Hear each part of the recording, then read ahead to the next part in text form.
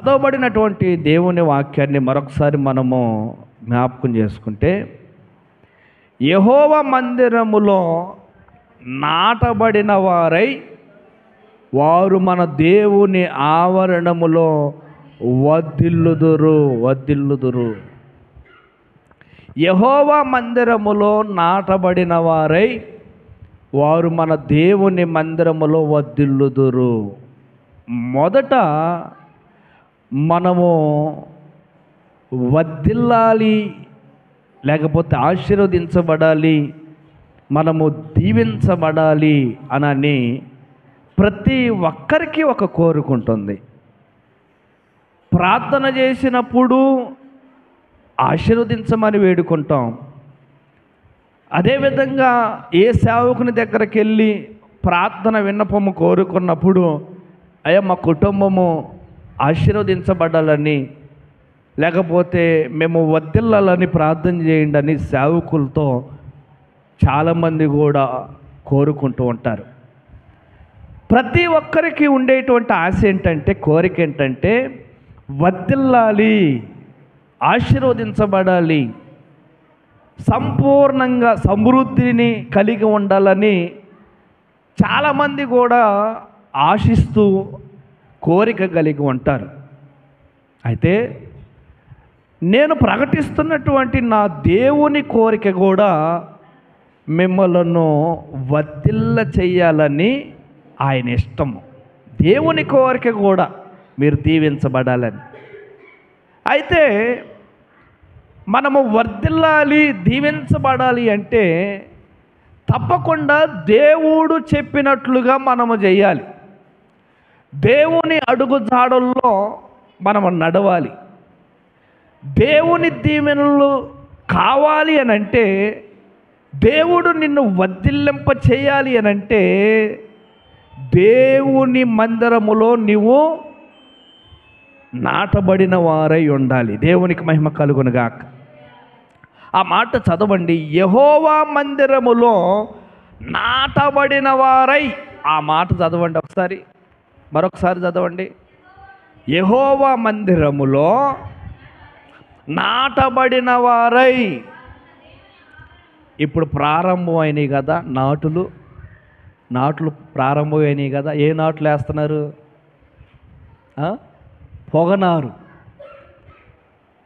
వేస్తారు. అలాగే మిరప నారు కూడా వేస్తారు కదా. నారు నాటటం. వరి లేదు, ఇటు వరి నారు కూడా వేస్తారు. విత్తనాలు, ప్రత్యుత్తనాలు ఉంటాయి, జొన్న విత్తనాలు ఉంటాయి, అవి విత్తనాలు. కానీ నారు కొంత మొక్క పెరిగిన తర్వాత ఆ మొక్క తీసుకొని మరొక నాటాలి. ఎక్కడ నాటుతారు మనం? ఆ నారు ఒక మొక్క తీసుకొని మనం నాటేటప్పుడు ఎక్కడ నాటుతారు చెప్పండి? మెత్తగా ఉండే మట్టిలో నాటుతారా, లేకపోతే పెద్ద మీద నాటుతారా చెప్పండి?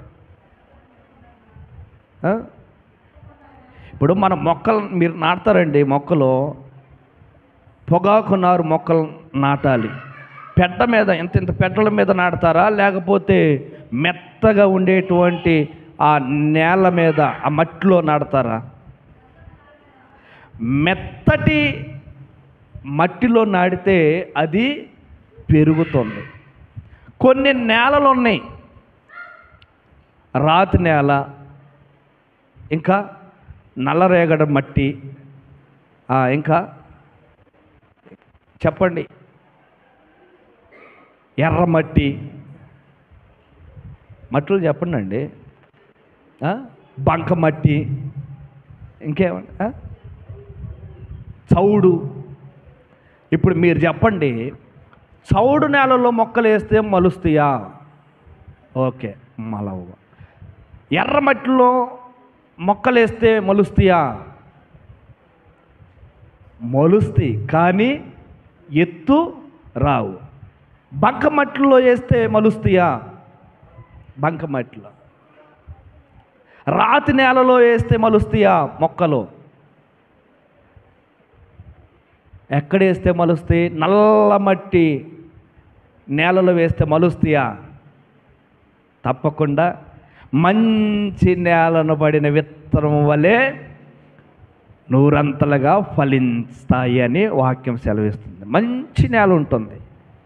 ఆ మంచి నేలలో ఏ మొక్క అయినా వేయండి, ఆ మొక్క ఎదుగుతూ మంచిగా ఫలిస్తుంది. దేవునికి మహిమ కలుగునుగాక.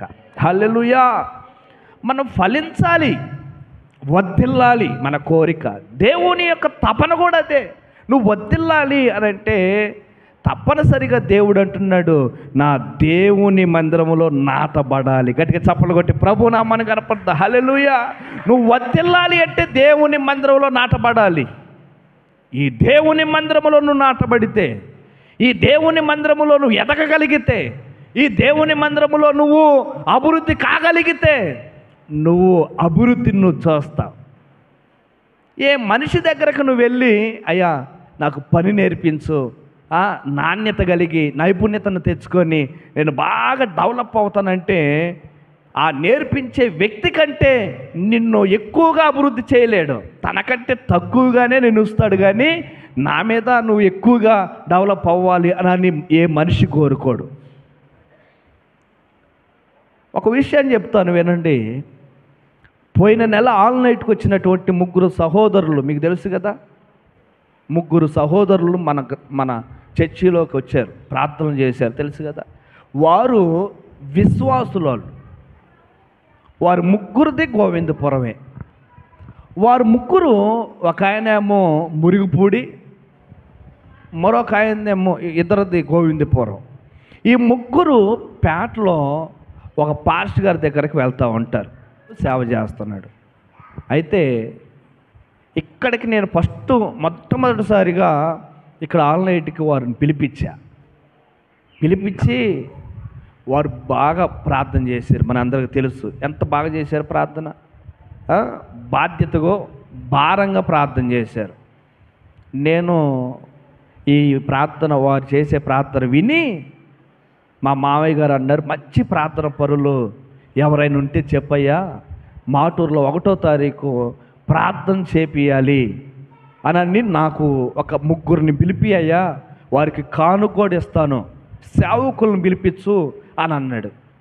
అయితే ఆ ఆల్ నైట్కి పిలిపించిన తర్వాత వారి ప్రార్థన నేను చూసి వారి ముగ్గురితో నేను అన్నాను, అమ్మా వినండి, వారి ముగ్గురితో నేను అన్నాను, బ్రదర్స్ మీరు 1వ తారీఖు మాటూరు గ్రామంలో ఒక ఇంటి దగ్గర మనం ప్రార్థన చేయాలి, మా మామయ్య కోసము వారి సంఘాల కొరకు ప్రార్థన చేయాలి. మిమ్మల్ని నేను పిలుస్తున్నాను, విశ్వాసులని చెప్పొద్దు, మేము కూడా పరిచర్య చేస్తూ ఉన్నామని చెప్పండి.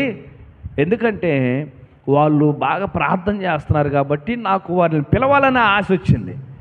అయితే వారు అన్నమాట ఏంటంటే, పాస్టర్ గారు ఇక్కడికైతే మా పాస్టర్ గారు బొమ్మన్నాడు, అక్కడికి వద్దన్నాడు అని చెప్పాడు. ఇక్కడికి బొమ్మన్నాడు, ఇక్కడ కూడా మామూలుగా అయితే పంపించదలుచుకోలే ఆయన. ముందుగా నేను చెప్పాను కాబట్టి ఎట్టొకట్ట పంపించాడు. మళ్ళీ వాళ్ళని పిలిచి మళ్ళీ మాటూరు రమ్మంటున్నాను, ఎక్కువగా నా దగ్గర నేను పిలుస్తుంటే వస్తున్నారని చెప్పి నాకు దూరం అయిపోతున్నారని చెప్పి వాళ్ళ పాస్టర్ గారు వారిని ఎటూ పోనీయట్లేదు. పౌలు గారి యొక్క సేవలో, పౌలు గారి యొక్క పరిచర్యలో ఎంతమందిని శిష్యులను చేశాడండి. తిమోతి పౌలు శిష్యుడు. పౌలు గారి యొక్క సేవలో, పరిచర్యలో చాలామందిని శిష్యులుగా చేశారు, పరిచర్యకు పంపించాడు.